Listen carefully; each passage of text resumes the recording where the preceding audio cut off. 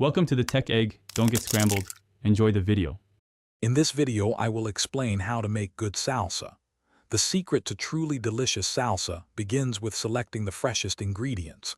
You'll need about 5 to 6 ripe Roma tomatoes, 1 medium white onion, and 2 to 3 jalapenos for a balanced heat. Don't forget a generous bunch of fresh cilantro, 1 juicy lime, and a pinch of salt to bring all those wonderful flavors together. Freshness is key for a vibrant taste. Next, we'll roast our vegetables to unlock incredible depth of flavor. Place your tomatoes, jalapenos, and onion on a baking sheet and roast them at 400 degrees Fahrenheit for about 15 to 20 minutes. This process caramelizes the vegetables, enhancing their natural sweetness and adding a delightful smoky note. Let them cool slightly before moving to the next step, ensuring they are easy to handle. Now it's time to bring everything together. Carefully transfer your cooled roasted vegetables into a food processor.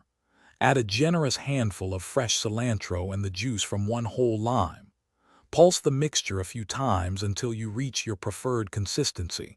Some like it chunky, others smoother. Start with about 1/2 teaspoon of salt, then taste and adjust as needed to perfect the seasoning.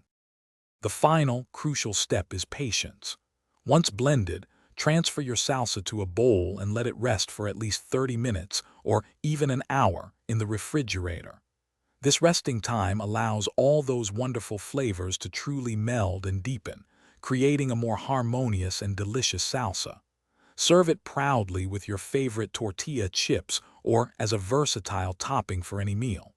Enjoy your homemade creation. Thanks for watching. Consider subscribing if I helped unscramble your problems.